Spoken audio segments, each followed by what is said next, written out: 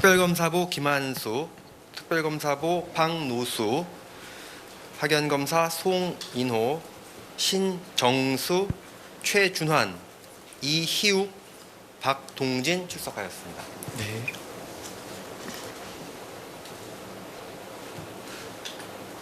일곱 분 나오신 것 같죠? 네.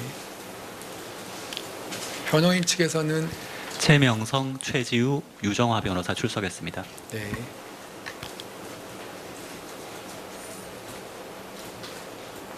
네. 피고인 데리고 나오시죠. 네.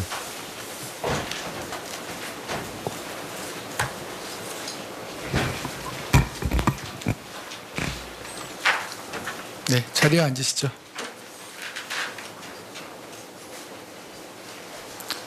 김건희 피고인이죠. 예. 예, 주소와 직업은 지난번 공판기일에서 말한 내용과 변동이 없습니까? 예. 판결 내용이 좀 길어서 착석한 상태에서 판결 이유 말하고 주문 선고할 때 자리에서 일어나도록 하겠습니다.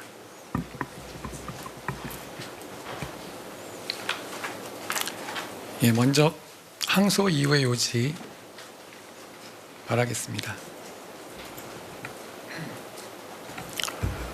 원심 공소사실은 크게 세 개로 나뉩니다. 자본시장과 금융투자업에 관한 법률 위반, 이하 자본시장법 위반이라고 합니다. 둘째, 정치자금법 위반, 셋째, 특정범죄 가중처벌 등에 관한 법률 위반, 알선수재, 이하 알선수재라고 합니다. 그중 알선수재 부분은 2022년 4월 7일자, 2022년 7월 5일자, 2022년 7월 29일자로 나누어서 공소가 제기되었습니다. 먼저 원심은 자본시장법 위반의 점에 관해서 무죄, 이유에서 면소, 정치자금법 위반의 점에 관하여 무죄, 2022년 4월 7일자 알선 수재의 점에 관하여 무죄, 2022년 7월 5일자와 2022년 7월 29일자 각 알선 수재의 점에 관해서 유죄로 판단하고 징역 8월 및 몰수 추징을 선고했습니다. 이에 대해서 피고인의 항소 이유는 유죄가 선고된 2022년 7월 5일자와 2022년 7월 29일자 각 알선 수재 부분에 관해서 사실 오인 및 법리 오해, 또 양형이 너무 무겁다는 이유로 항소를 제기했습니다. 특별검사 측은 무죄, 이유면서 부분인 자본시장법 위반의 점에 관해서 공동정범 성립이나 죄수, 공소시효 등에 관한 사실 오인 내지 법리 오해, 무죄 부분인 정치자금법 위반의 점 및 2022년 4월 7일자 알선 수재의 점에 관해서 사실 오인 내지 법리 오해를 이유로 항소를 제기했고, 유죄 부분인 2022년 7월 5일자 및 2022년 7월 29일자 각 알선 수재 부분에 관해서 양형이 너무 가볍다는 이유로도 항소를 제기했습니다. 먼저 자본시장법 위반 및 자본시장법 위반 방조의 점에 관해서 보겠습니다. 특별검사 측은 이 법원에 이르러 기존 공소사실을 주의적 공소사실로 유지하면서 일부 내용을 변경하는 내용으로, 또 예비적 공소사실로 방조 부분을 추가하는 내용으로 공소장 명령 허가 신청을 하였고, 그 신청이 받아들여져 공소장이 변경됐습니다. 다만 검사의 사실 오인 및 법리 오해 주장은 여전히 이 법원의 심판 대상이 되므로 이에 관해서 아래에서 차례로 살펴보겠습니다.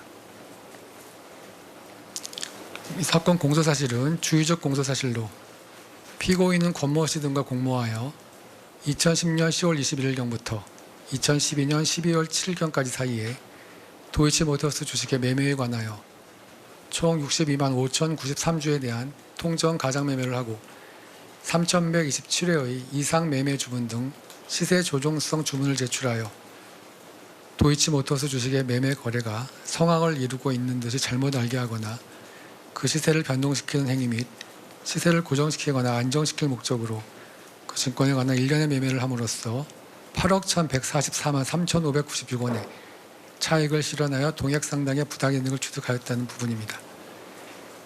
예비적 공소사실은 피고인은 위와 같이 권모 씨, 이모 씨 등이 도이치모터스 주식에 관한 시세 조정을 하고 있다는 사실을 알면서도 2010년 10월 28일경부터 2012년 11월 28일경까지 도이치모터스 주식 합계 61만 195주를 매수하고 2010년 10월 28일경부터 2021년 3월 30경 사이 51만 4,725주에 대한 통정 매매를 하고 2021년 1월 10일경부터 2012년 8월 9일경까지 사이에 43회에 걸쳐 이상 매매 주문 등 시세 조정성 주문을 제출함으로써 권모 씨, 이모 씨 등의 위 시세 조정 행위를 용이하게 하여 이를 방조하고 동액 상당의 차익을 실현하여 부당이익을 추적하였다는 취지입니다. 원심은 주의적 공소사실 중 2010년 10월 22일부터 28일경부터 2011년 1월 13일경까지 이 사건 대신증권 및 이 사건 미래에셋대우 계좌에서 이루어진 일련의 매매 행위를 첫 번째 행위로 2011년 3월 30일경 이 사건 하나투자증권 계좌에서 이루어진 한 개의 매수 행위를 두 번째 행위로 2012년 7월 25일경부터 2012년 8월 9일경까지 하나투자증권 계좌에서 이루어진 일련의 매수 행위를 세 번째 행위로 특정 구분한 다음 첫 번째 행위는 포괄일제, 두 번째 행위는 단일범행, 세 번째 행위는 포괄일제를 구성한다고 판단하고 위각 행위는 실체적 경합범위에 해당하며 첫 번째, 두 번째 행위는 10년의 공소시효가 도과하여 이후면소, 세 번째 행위는 무죄로 판단했습니다. 또한 원심은 첫 번째 행위에 관해서 피고인은 민모 씨, 김모 씨 등에게 넘겨준 도이치모터스 주식 18만 주 및 블랙펄 측에 제공된 이 사건 미래에셋대우 계좌가 도이치모터스 주식에 대한 시세 조정 행위에 도움될 수 있다는 사정을 미필적으로나마 인식하면서 이익을 얻기 위해 이를 용인한 것으로 볼 여지가 있다고 판단하면서도 공동정범으로서의 공동 가공의 의사가 있었다거나 기능적 행위 지배가 있었다고 볼 수 없다는 이유로 공동정범의 성격을 인정하지 않았습니다. 두 번째 행위는 10년의 공소시효가 도과되었을 뿐만 아니라 세 번째 행위와 마찬가지로 공범들과 사이에 의사연락하에 이루어진 행위라고 볼 수 없다고도 판단했습니다. 이에 대해서 저희 재판부는 다음과 같이 판단했습니다. 먼저 특별검사 측의 주의적 공소사실을 보면 피고인을 이 사건 시세조정 행위의 공동전범으로 공소를 제기한 것입니다. 따라서 피고인에게 공동정범 책임이 성립하는지에 관해서 먼저 살펴보겠습니다. 크게 블랙펄에 대한 자금과 증권계좌 위탁, 통정 매매 과정, 그 밖의 사정으로 나누어 살펴본 다음에 결론 부분을 말씀드리겠습니다.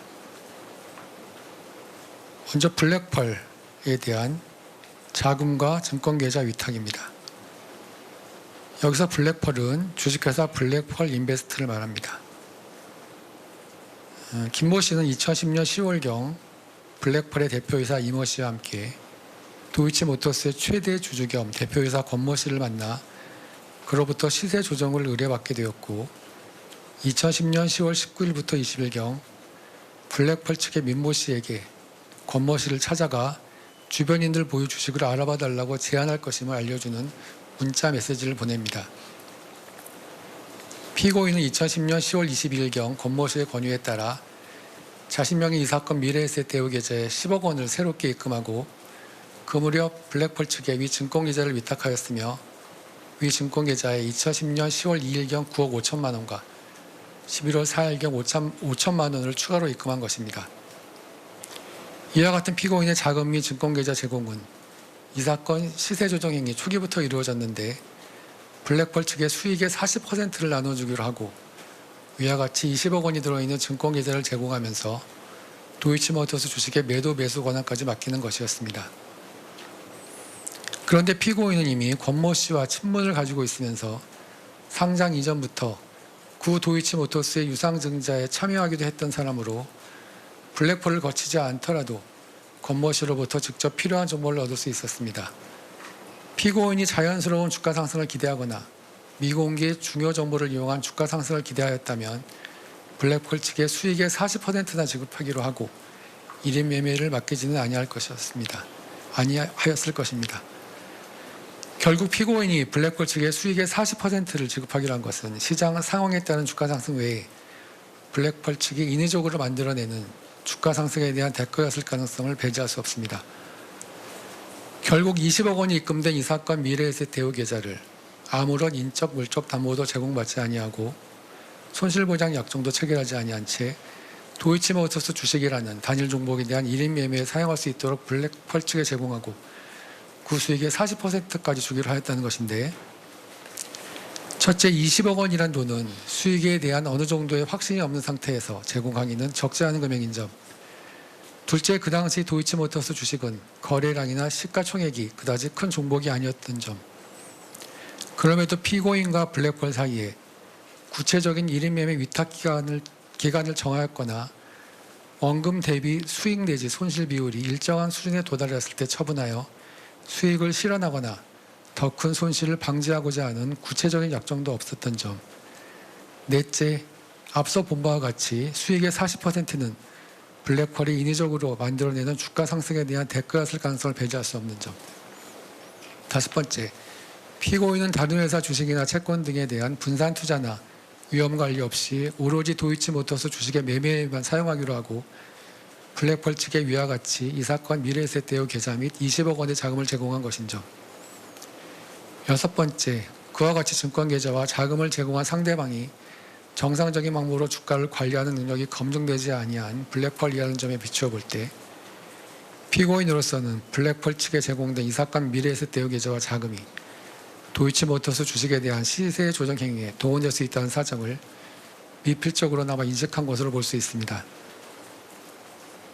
피고인은 앞서 본 바와 같이 거액의 자금이든 이 사건 미래에셋 대우 계좌를 블랙펄 측에 제공하였는데, 위 증권 계좌의 경우 주가 상승기 매매 관여 상위 계좌 3위에 올랐고 매수호가 48만 5,667주 중 35만 5,828주를 직접가 대비 고가 매수호가로 제출하여 매수호가 수량 상위 계좌 15개 중에서 그 수량과 비중이 큰 것으로 확인되었습니다. 결국 피고인이 블랙펄 측에 제공한 이 사건 미래에셋 대우 계좌는 그 무렵 이루어진 도이치모터스 주식의 시세 상승에 적지 않은 영향을 미친 것으로 보입니다. 또한 피고인이 이 사건 미래에셋 대우 계좌에 처음 10억 원을 입금한 이후 시세 조정이 이루어지고 있는 도중 두 번 더 자금을 입금하였는데, 이와 같은 피고인의 자금 추가 입금은 그 사이에 이루어진 거래 내역을 확인한 다음 이루어진 것으로 볼 수 있습니다. 또한 피고인은 블랙펄 측에 자금과 이 사건 미래에셋 대우 계좌를 제공하기로 하고 위 증권 계좌에 10억 원을 입금한 날과 같은 날인 2010년 10월 22일경 미래에셋 대우 직원 박모 씨에게 전화를 걸어 통화를 할 거면 휴대폰으로 하는 것이 낫고 사무실 전화는 다 녹음되지 않는다는 취지로 물어봤습니다. 유독 그날 HTS 거래를 하는 방법을 문의하면서 이와 같은 내용의 말을 하였다는 것은 앞으로 이 사건 미래에셋 대우 계좌로 이루어질 도이치모터스 주식 거래에 관해서 흔적을 남기고 싶지 않다는 속내를 드러내는 것으로도 볼 수 있습니다. 또한 피고인은 이 사건 미래에셋 대우 계좌 관련 수사기관에서 진술을 번복하였고 특히 미래에셋 대우 직원 박모 씨와의 통화 녹취록에 배치되는 진술을 하기도 했습니다. 다음으로 공모음절 사이의 수익 분배 약정은 다양하고 특히 순차 공보가 일반적인 시세조정 행위에 따른 수익 분배에 있어서 반드시 모든 공범들의 모든 계좌 내역을 감안해서 수익 분배가 이루어져야 한다고도 볼 수 없습니다. 정산 관련 피고인과 블랙펄 사이에 구체적인 정산 내역이 기재되어 있는 엑셀 파일이 있는데 피고인은 수사기관 조사에서 전혀 알지 못한다고 진술했습니다. 그러나 관련 증거에 따르면 피고인이 2011년 1월 13일 박모 씨로부터 정산에 관한 자문을 받다가 위 엑셀 파일을 팩스로 보낸 것으로 보이고 대화 내용에 비춰볼 때 위 엑셀 파일에 기재되어 있는 내용을 토대로 질문과 대답이 이루어진 것으로 보입니다. 다음으로 도이치모터스 주식 18만 주 매도 과정에 관해서 보겠습니다. 피고인은 2010년 10월 28일 및 2010년 11월 1일 주포 김모 씨, 블랙볼 측의 민모 씨가 실시간으로 지정한 시점인 호가에 이 사건 대신증권 계좌에 있던 도이치모터스 주식 18만 주를 매도했습니다. 피고인은 2010년 10월 28일 김모 씨와 민모 씨가 말해준 시점에 10만 주를 매도한 다음 민모 씨, 김모 씨 등의 결정을 기다리기도 했던 것으로 보이고, 피고인이 단순히 이 18만 주를 매도하고자 하는 것이었다면 김모 씨, 민모 씨가 정한 시점이나 호가에 매도할 필요가 없었습니다. 결국 피고인이 민모 씨, 김모 씨가 지정한 시점에 매도 주문을 제출한 것은 피고인이 매도하는 주식을 민모 씨, 김모 씨 측이 매수하여 받아간다는 인식이 있었기 때문으로 보입니다. 실제로 18만 주 중 13만 9,383주 부분은 관련 판결에서 통정 매매에 의한 시세 조정 행위로 판단되었습니다. 자본시장법이 금지하고 있는 시세 조정 행위의 일종인 통정 매매란 상장 유가증권 또는 협회 중개시장에 등록된 유가증권의 매매 거래에 관해서 양 당사자가 미리 통정한 후 동일 유가증권에 대하여 같은 시기에 같은 가격으로 매수 또는 매도하는 행위인데, 앞서 본 주식 거래의 태양이나 거래 경위 등에 비춰보면 피고인이 도이치모터스 주식 18만 주를 정해진 시점에 정해진 가격으로 매도한 것은 통정 매매에 해당합니다. 여기에서 다음에서 보는 해당 주식의 가격 및 거래량의 동향, 전후의 거래 상황 등을 보태어 보면 도이치모터스 주식 18만 주를 매도할 당시 피고인에게 미필적으로나마 그 매매가 성악을 이루고 있는 듯이 잘못 알게 하거나 그 밖에 타인에게 그릇된 판단을 하게 할 목적이 있었다고 볼 수밖에 없습니다. 그 이유는 다음과 같습니다. 첫째, 피고인은 당시 주식 거래 경력이 최소 5년 이상이었고 전문적인 수준까지는 아니더라도 나름대로 주식시장에서의 수급과 거래량을 고려하여 매매 여부를 결정할 정도의 주식 거래 경험을 가지고 있었던 것으로 보이며, 특히 2009년 5월경부터는 도이치모터스 주식을 거래해 오면서 도이치모터스 주식의 평소 거래량에 대해서도 잘 알고 있었던 것으로 보입니다. 실제 피고인과 박모 씨 사이의 과거 통화 내역을 보더라도 도이치모터스 주식의 하루 거래량을 알고 있었던 것으로 보입니다. 2010년 10월 28일자 피고인의 매도 주문 수량은 본격적인 시세 조정이 이루어지기 전 평소 하루치 거래량에 맞먹는 10만 주 수준으로 다른 사람들의 매도 주문 수량과 큰 차이가 있었습니다. 또 매도 주문 가격 및 매수 주문 가격도 3,100원으로 동일하였습니다. 또한 2010년 11월 1일자 피고인의 매도 주문 수량은 8만 주 수준으로 마찬가지로 다른 매도 주문 수량과 큰 차이가 있고, 매도 주문 가격 및 매수 주문 가격도 3,300원으로 동일하였습니다.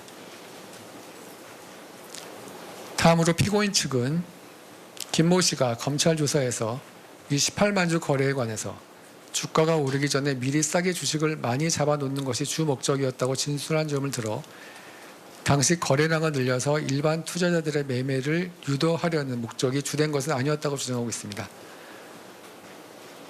그러나 거래가 성황을 이루고 있는 듯이 오인하게 하거나 기타 타인으로 하여금 그릇된 판단을 하게 할 목적은 다른 목적과의 공존 여부나 어느 목적이 주된 것인지는 문제되지 않습니다. 또한 그 목적에 대한 인식 정도는 적극적 의혹이나 확정적 인식임을 요하지 아니하고 미필적 인식이 있으면 족합니다. 실제 김모 씨는 진술 과정에서 부수적이긴 하지만 시장에서 주식을 주고받으니 거래량이 늘어나는 효과가 있다는 취지로도 진술했습니다. 이모 씨의 검찰 진술 내용도 이에 부합하는 취지입니다. 다섯째, 또한 피고인 측은 2010년 10월 8일 하루 만에 27만 주를 처분한 점을 드나 도이치모터스 주식 18만 주를 매도한 것은 통정 매매에 해당하고 피고인이 단순히 수익 실현을 위해서 27만 주를 매도한 것과는 구별되어야 합니다. 더구나 2010년 10월 8일자 주식 거래량은 무려 305만 2,105주에 이르고 305만 2,105주에 이르고 이는 2009년 12월경부터 2012년 12월경까지 기간 중 최고 거래량에 해당됩니다.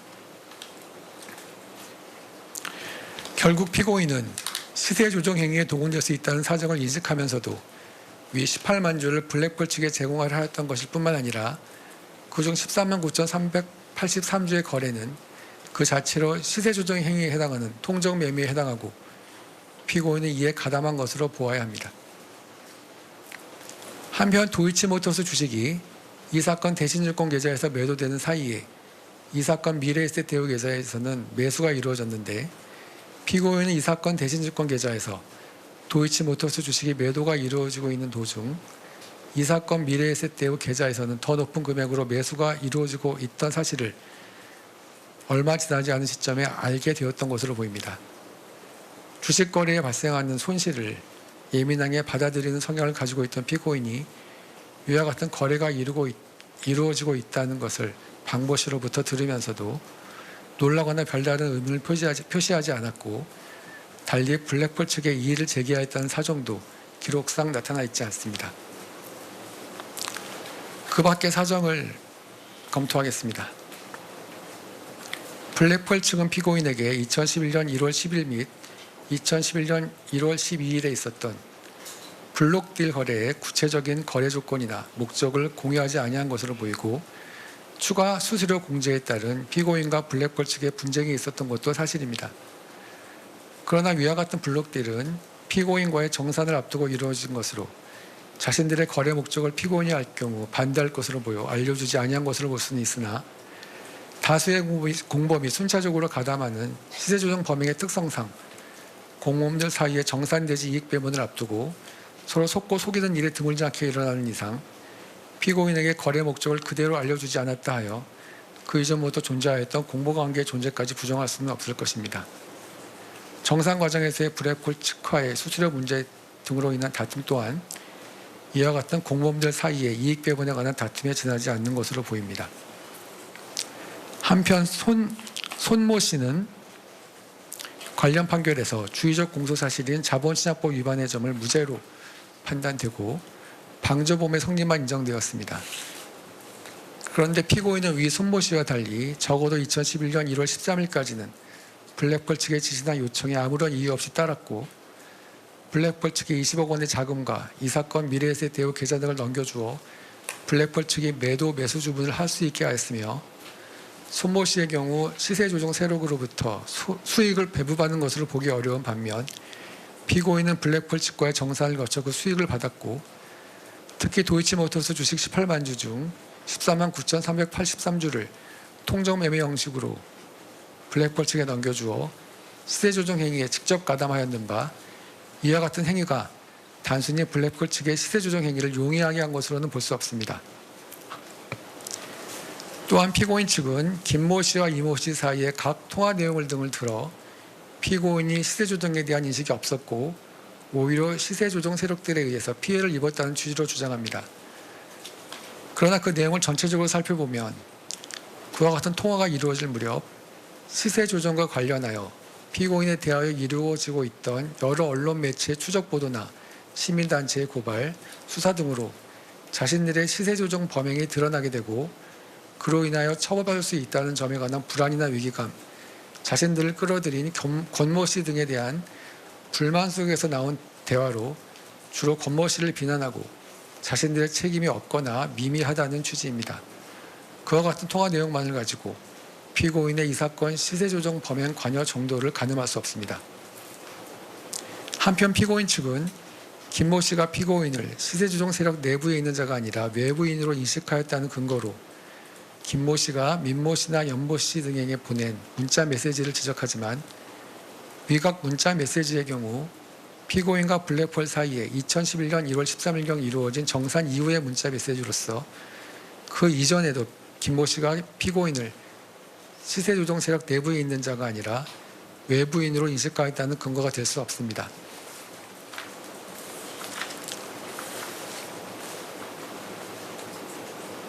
공범에 관한 법리와 앞서 살핀 여러 사실 및 사정을 종합하면 도이치모터스의 대표이사이자 대주주인 권모 씨는 김모 씨, 블랙펄 등 시세조정 세력과 함께 도이치모터스 주식에 대한 시세조정을 하기로 순차 공모하고 피고인은 이와 같은 권모 씨의 권유로 시세조정 행위를 주도한 블랙펄 측에 합계 20억 원의 자금이 든 이 사건 미래에셋 대우 계좌를 위탁하여 시세 조정 행위에 사용하게 하고 그 수익을 6대 4로 나눴으며 김모 씨와 블랙펄 측이 실시간으로 지정한 시점 및 호가에 이 사건 대신증권 계좌에 있던 자신의 도이치모터스 주식 18만 주를 매도하면서 그중 적어도 관련 판결에서 유죄가 인정된 13만 9,383주를 통정 매매 방식으로 블랙펄 측에 넘겨주어 시세 조정 행위에 가담한 것으로 보아야 합니다. 이에 따라 단순히 블랙펄 측에 제공된 이 사건 미래에셋 대우 계좌 및 자금과 블랙펄 측에게 매도한 도이치모터스 주식이 시세 조정 행위에 동원될 수 있다는 사실을 알고 이를 용인함을 넘어서 블랙펄 등의 시세 조정 행위에 대하여 공동 가공의 의사를 가지고 기능적 행위 주배를 통하여 가담한 것으로 인정할 수 있습니다.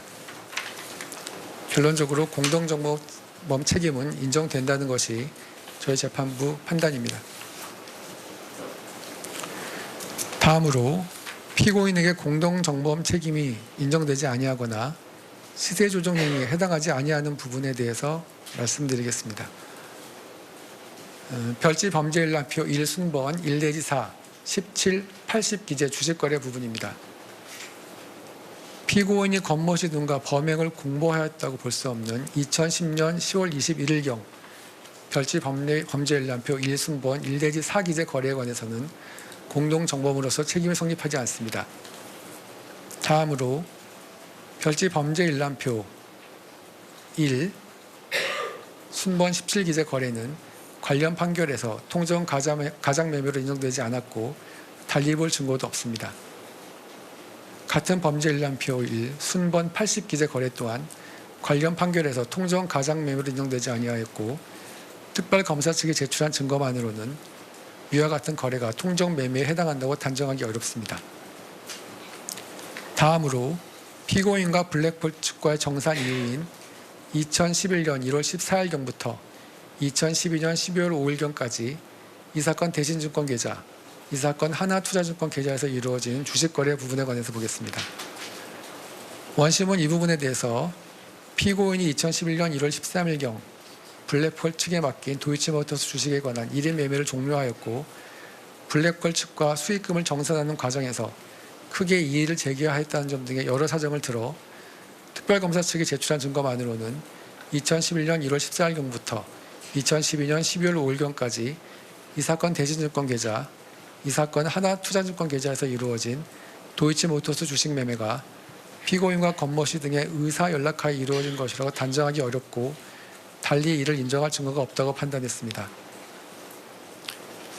우리 재판부는 이와 같은 원심의 판단은 옳고 피고인이 2021년 1월 13일 블랙펄 측과의 정산을 거친 이후 이 사건 하나투자증권 계좌 등으로 도이치모터스 주식을 매수한 거래는 시세 조정 행위로 볼 수 없다는 입장입니다.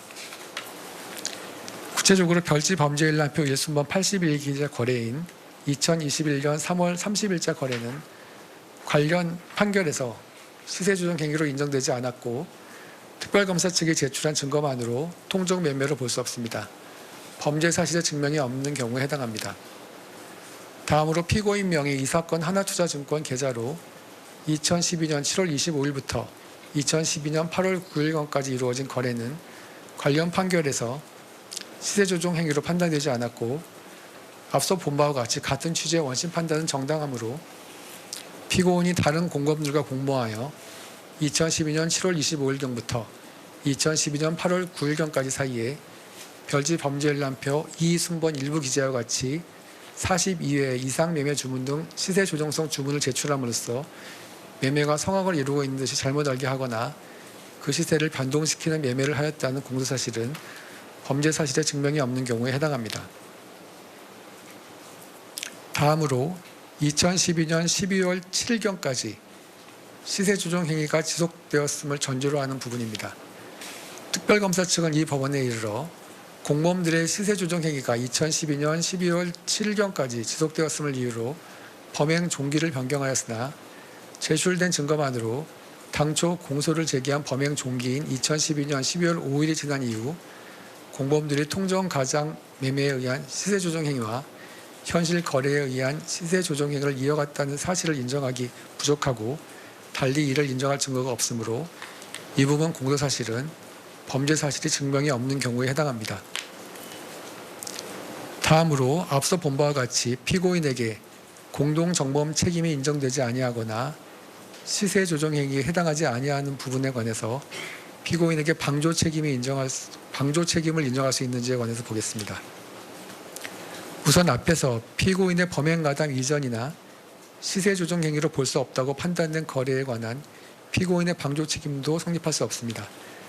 따라서 2010년 10월 21일경, 2010년 10월 28일경, 2011년 1월 13일경 기재 거래 관련 피고인의 방조 책임이나 2012년 12월 6일 및 2012년 12월 7일경에도 시세 조정 행위가 있었음을 전제로 한 피고인의 방조 책임 또한 성립하지 않습니다.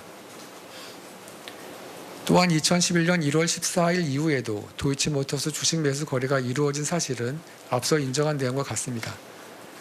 그러나 피고인은 김모 씨 등 시세 조정 세력들의 범행 실행을 용이하게 할 의사로 도이치모터스 주식을 매수한 것이 아니라 주가가 오를 것으로 예상하고 스스로의 판단으로 주식을 매수한 것으로 보아야 하므로 2011년 1월 14일 이후 주식을 매수하였다고 하여 정범의 실행을 방조한다는 방조의 고의가 인정될 수 없습니다. 따라서 이 부분 방조 책임도 인정될 수 없습니다. 다음으로 2011년 1월 14일 이후 공범들의 시세 조정 행위에 대한 피고인의 죄책에 관해서 보겠습니다.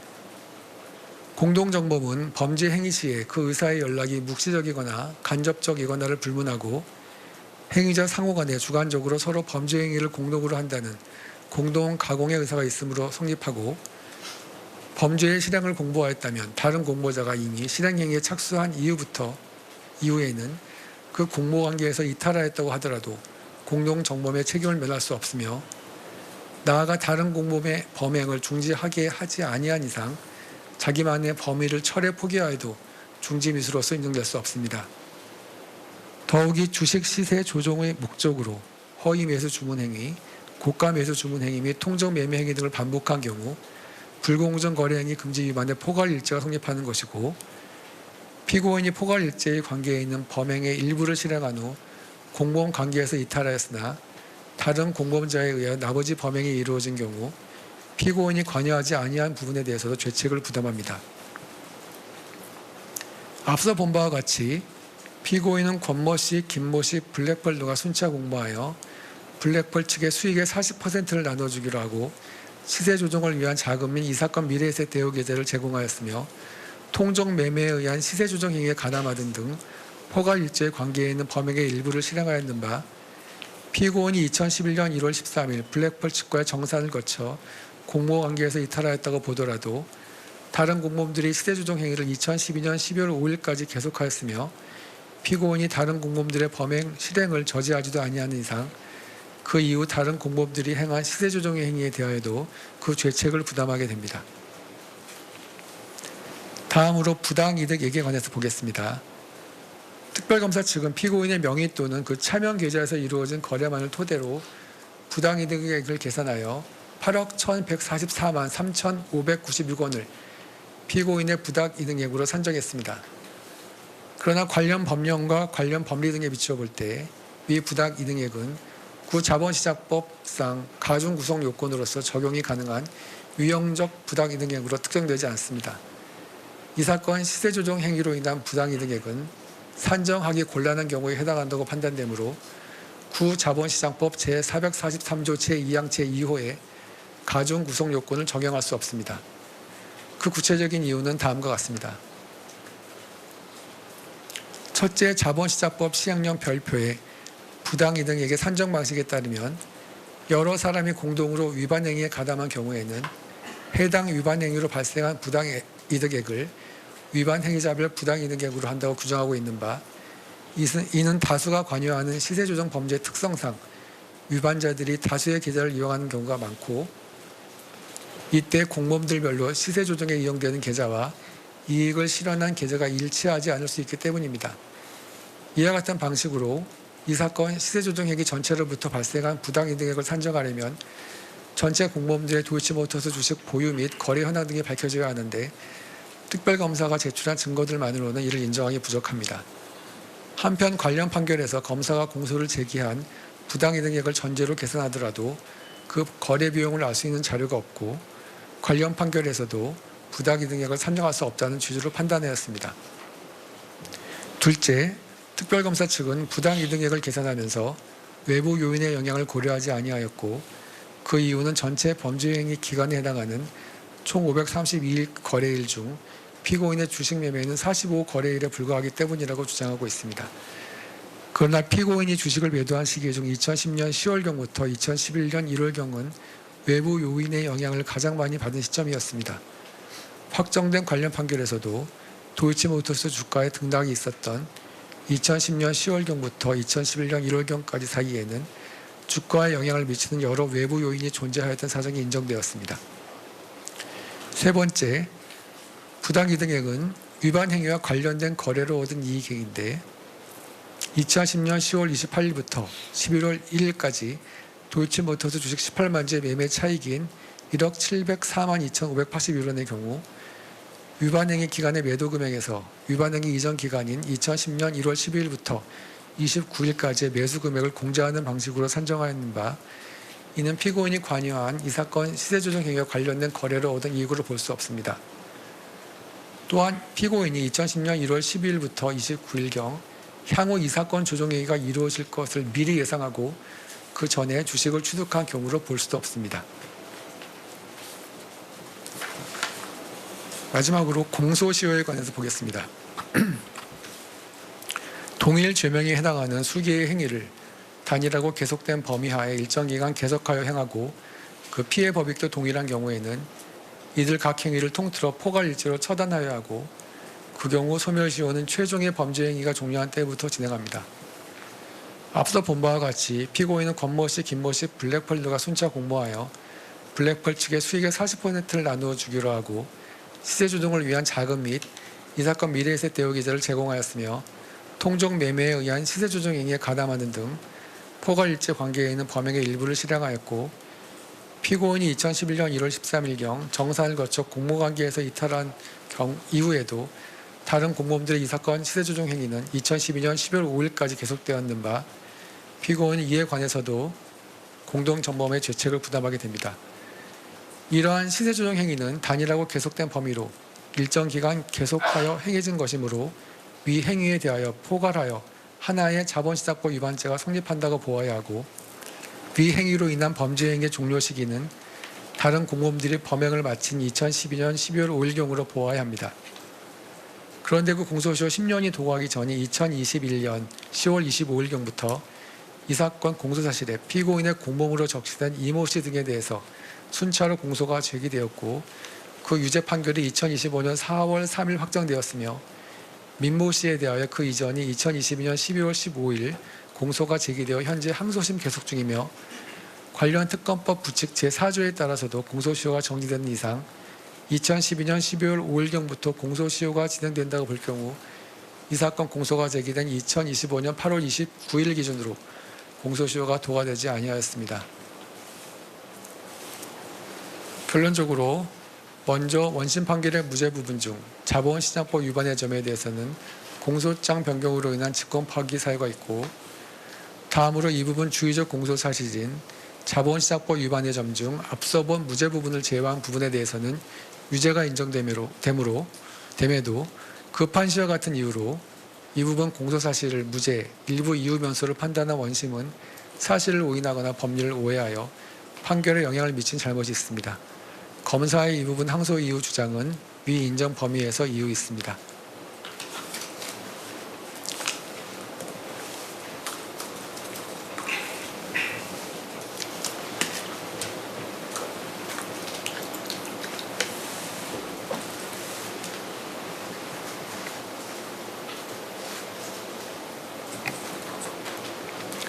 다음으로 정치자금법 위반의 점에 관해서 보겠습니다. 마찬가지로 공소장 변경으로 인한 직권 판단입니다. 특별검사 측은 이 법원에서 피고인의 정치자금법 위반의 점에 관해서 피고인의 관여 부분을 구체화하는 내용의 공소장 변경 허가 신청을 하였고 이 법원이 이를 허가함으로써 심판 대상이 변경되었습니다. 다만 특별검사의 사실 오해 및 법리 오해 주장은 변경된 공소사실의 범위 내에서 여전히 이 법원의 심판 대상이 됩니다. 변경 후 공소사실의 요지를 말씀드리겠습니다. 명태균은 2021년 6월 18일경 윤석열을 위한 대선 여론조사를 실시하여 피고인 부부에게 무상으로 제공하기로 상호 협의하고 2021년 6월 26일경부터 2022년 3월 2일경까지 사이에 공표용 여론조사 36회, 2021년 8월 13일경부터 2022년 3월 8일경까지 사이에 비공표용 여론조사 총 22회를 실시하고 그 결과를 공표하거나 피고인 등에게 전달하는 방법으로 피고인 부부에게 합계 2억 7,440만 원 비용 상당의 여론조사를 무상으로 제공하였고 피고인과 윤석열은 위와 같은 여론조사를 무상으로 제공받았으며 이와 같이 피고인은 윤석열과 공모하여 정치자금법이 정하지 아니한 방법으로 명태균으로부터 정치자금을 기부받은 것이라는 취지로 공소가 제기되었습니다. 원심은 명태균이 무상으로 여론조사 결과를 피고인 부부에게 제공하였고 그 대가로 피고인 부부가 영향력을 행사하여 김영선이 국회의원 선거 공천을 받은 것이 아닌가 하는 의심이 가나 아래와 같은 사정에 비추어 보면 명태균이 피고인 부부에게 전속적으로 제공하기 위하여 여론조사를 실시한 것이 아니라 자신이 운영하던 미래한국연구소의 영업활동의 일환으로 정기적으로 실시하던 여론조사 결과를 피고인 부부를 비롯하여 여러 사람들에게 배포한 것으로 보일 뿐이어서 이를 두고 피고인 부부가 여론조사 비용 상당의 재산상 이익을 취득한 것으로 볼 수 없다고 보아 이 부분 공소사실을 무죄로 판단했습니다. 원심이 무죄로 판단한 근거로 둔 사정을 간단하게만 말씀드리면 다음과 같습니다. 첫째, 피고인이 명태균이 운영하는 미래한국연구소 또는 여론조사 기관인 P&R과 여론조사에 관해서 계약을 체결한 사실이 없다. 둘째, 여론조사의 실시 여부 및 방법, 여론조사 결과의 공표나 배포 등에 관해서 명태균이 피고인의 지시를 받았다고 인정할 증거가 없고 오히려 명태균이 여론조사 수행 방식, 공표 여부 및 배포 상대방 등을 정한 것으로 보인다.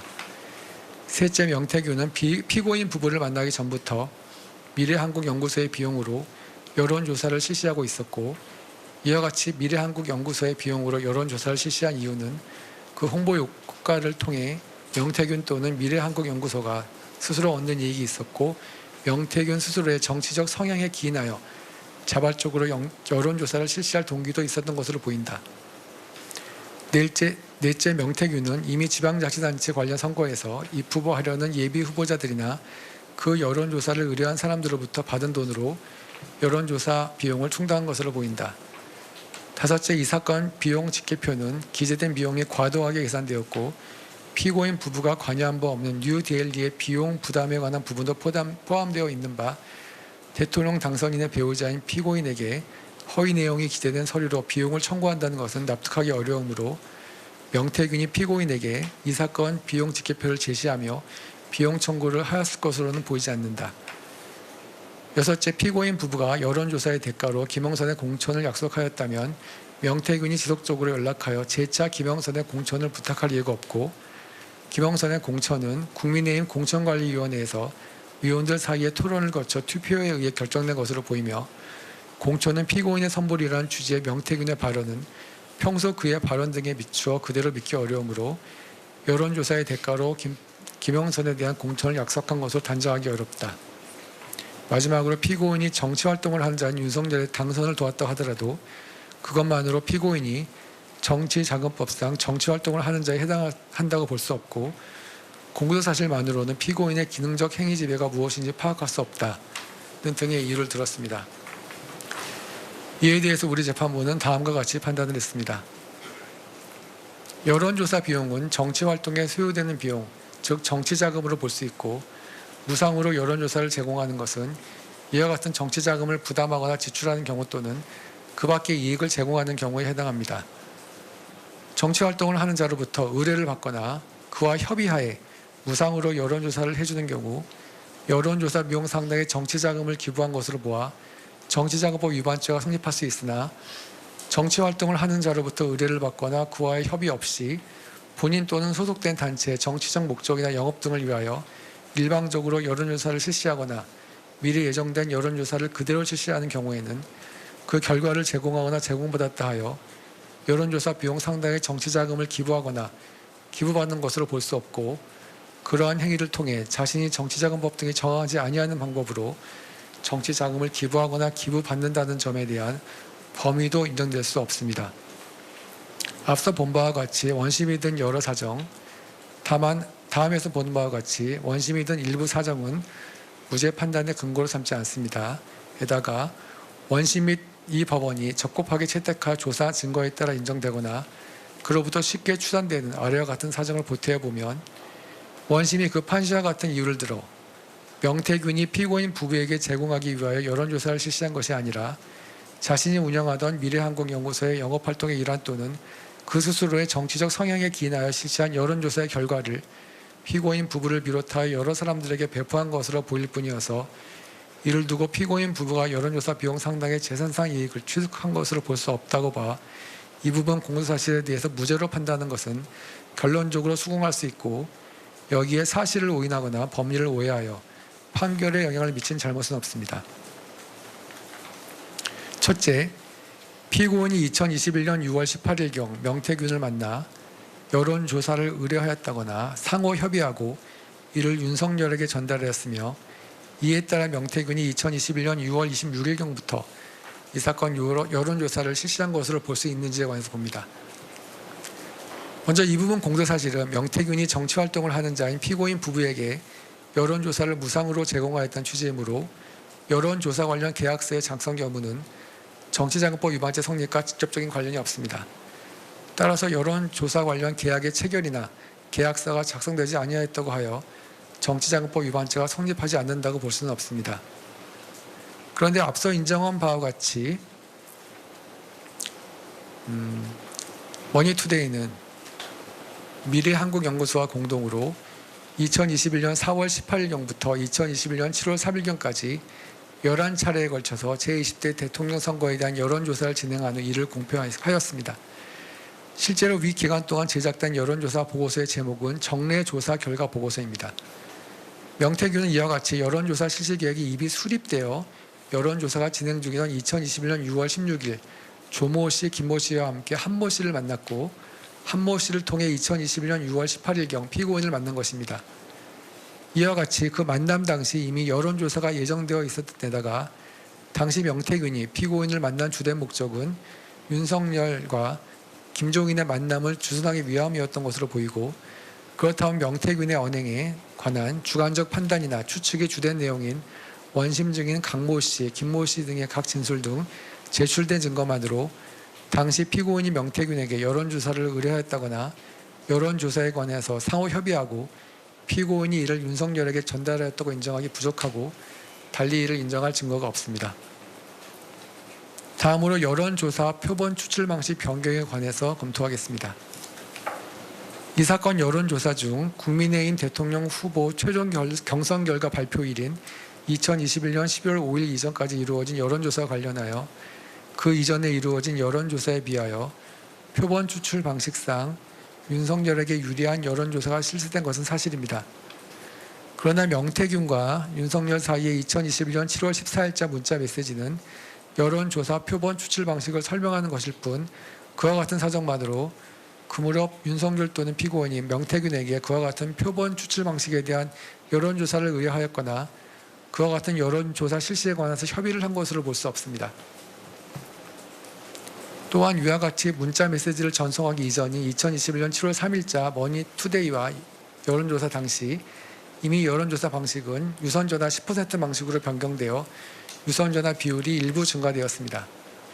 머니투데이가 공동 진행을 중단함에 따라 명태균은 뉴데일리와 예정된 여론조사를 진행하였는데, 그 과정에서 여론조사 방식이 유선전화 15% 방식으로 변경된 것으로 보입니다. 또 그 이후 2021년 7월 31일자 세계일보와의 여론조사, 2021년 8월 8일자 영남일보와의 여론조사의 경우 유선전화 10% 방식으로 이루어졌는데, 피고인 부부의 의뢰 또는 피고인 부부와의 협의하에 윤석열에게 유리한 방식으로 뉴데일리와의 여론조사 표본 추출 방식이 변경된 것이라면, 그 이후 이루어진 세계일보 및 영남일보 여론조사 표본 추출 방식이 변경 전 머니투데이와의 여론조사 표본 추출 방식과 동일하다는 점이 쉽게 설명되지 않습니다. 더욱이 2021년 12월 14일자 시사 경남과의 여론조사의 경우 무선전화 100% 방식의 표본 추출 방식이 다시 사용되었고 프라임 경제신문과의 여론조사의 경우에도 무선전화 100% 방식으로 이루어지다가 유선전화 10% 방식으로 변경되기도 하였습니다. 이러한 사실 및 사정을 종합해 보면 윤석열에게 유리한 표본 추출 방식의 여론조사가 일부 실시되었다는 사정만으로 명태균이 피고인 부부의 의뢰 내지 피고인 부부와의 협의에 따라 위와 같은 여론조사를 실시한 것이라거나 피고인 부부에게 그러한 행위를 통해 자신들이 해당 여론조사 비용을 기부받는다는 기부에 대한 범위가 있었다고 인정하기 부족하고 달리 이를 인정할 증거가 없습니다. 세 번째, 피고인 부부와 명태균 사이에 오고 간 문자 메시지 등에 관해서 보겠습니다. 먼저 특별검사 측은 명태균과 피고인 사이에 2021년 6월 27일자 문자 메시지 관련 명태균이 피고인에게 여론조사가 보도된 언론 기사를 제공하자 피고인이 명태균에게 좋은 건가요라고 질의하였고 이에 명태균이 네, 여론조사 결과는 걱정하지 않으셔도 됩니다 라 답변한 사실, 이 부분은 인정이 됩니다. 그러나 이러한 문답 내용은 피고인이 명태균에게 여론조사 결과가 윤석열에게 좋은 것인지 해석을 문의하는 질문으로서 명태균이 자신의 전문 분야인 여론조사와 관련된 판세 분석 등에 협조하는 취지로 볼 수 있을지언정 위와 같은 문답 내용으로 명태균이 피고인의 의뢰 내지 피고인과의 협의에 따라 윤석열에게 유리한 여론조사를 실시해 제공하기로 한 것임을 추단할 수는 없습니다. 또한 특별검사 측은 문자 메시지 중 명태균의 여론조사 결과는 걱정하지 않으셔도 됩니다라는 부분은 피고인과의 협의에 따라 여론조사 결과를 윤석열에게 유리하게 조작하기로 하였으니 걱정하지 말아달라는 취지라고 주장하나 맥락상 여론조사 결과를 예상한 것으로 보일 뿐입니다. 그 밖에 피고인이 명태균으로부터 2021년 7월 3일자 여론조사 결과를 제공받은 후 명태균에게 충성이라는 문자 메시지를 보냈고 명태균이 지지율이 올랐습니다. 축하드립니다라고 답장하자 이에 감사합니다라는 문자 메시지를 보낸 사실은 인정됩니다. 그러나 이와 같은 메시지의 문맥이나 맥락상 여론조사 협의를 전제로 한 것으로는 볼 수 없습니다.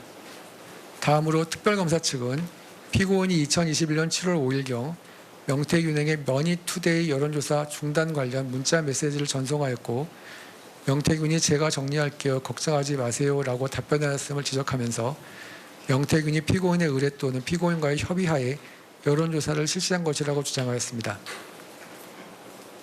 그러나 머니투데이를 공표 매체로 하는 여론조사는 명태균이 피고인 부부와의 만나기 이전부터 예정되어 그대로 실시되고 있던 것이어서 피고인 부부의 의뢰나 협의에 따라 실시된 것이 아니면 분명하고 그 문자 메시지 내용 자체로부터 보더라도 피고인이 뉴데일리를 공표 매체로 하는 새로운 여론조사를 따로 의뢰한 것이 아님을 쉽게 알 수 있습니다. 네 번째로 특별검사 측이 주장하는 여론조사 결과 조작에 관해서 보겠습니다. 특별검사 측은 명태균이 국민의힘 대통령 선거 후보자 경선 기간 중에 5차례 실시한 미래한국연구소 대선 자체조사 결과를 윤석열에게 유리하도록 조작하였는 바 이에 비춰 피고인 부부의 의뢰 또는 지시가 있었거나 피고인 부부와의 여론조사 관련 협의가 추단된다는 취지로 주장하고 있습니다. 그러나 명태균이 피고인 부부를 만나기 전인 2021년 5월 14일자 자체조사에서도 응답한 사람의 숫자를 부풀렸습니다. 여론조사 결과 조작에 관해서 피고인 부부의 관여를 추단할 만한 아무런 증거가 없습니다. 결국 피고인이 자신과 정치적 이해관계를 같이 하는 김영선에 대한 공천요구 관철 등의 목적을 달성하고 자신의 정치적 영향력 확대 등을 위해서 앞서 본 표본 추출 방식 변경과 함께 표본값을 부풀리고 응답자 중 특정 연령 또는 성별의 응답 비율을 높이는 방식으로 산출된 결과값을 수정하였을 가능성도 배제할 수 없습니다. 다음으로 5번째, 공표용 여론조사 및 대선 면밀조사의 실시 경위에 관해서 보겠습니다. 앞서 인정한 바와 같이 명태균은 피고인 부부와 만나기 전인 2021년 4월 18일경부터 미래한국연구소를 통하여 대선 관련 여론조사를 정기적으로 실시하여 이를 머니투데이를 통해 같은 해 7월 3일경까지 11차례 공표하였고 다음으로 뉴데일리와 다시 계약을 체결한 다음 총 17번의 여론조사를 실시하여 뉴데일리를 통해서 공표하였는데, 뉴데일리를 통해 공표된 여론조사도 원래 머니투데이를 통해 정기적으로 공표하려 하였던 것으로 피고인 부부를 만나기 이전부터 이미 예정되어 있었던 것입니다.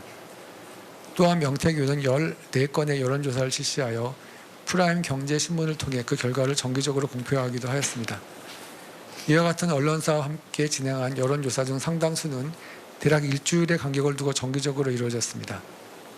이에 대해서 명태균은 피고인 부부를 만나기 전에 대선 여론조사를 정기적으로 실시한 이유에 대해서 미래한국연구소의 영업이나 광고에 도움이 되기 때문이고, 대선 관련 여론조사를 해야 잠재적인 고객이 찾아오기 때문이라고 진술하였으며, 이에 부합하는 증거도 있습니다. 다음으로 앞서 인정한 바와 같이 관련 증거에 따라 보면 미래한국연구소는 2022년 2월 28일경부터 2022년 3월 8일경까지 9차례에 걸쳐 대선 면밀 조사를 실시하였습니다. 위 각 여론조사 결과는 당시 국민의힘 당대표이던 이준석에게 공표, 보도 불가 자료로 전달된 것으로 보이는데, 위 각 여론조사는 상당한 비용을 들여서 실시되었습니다.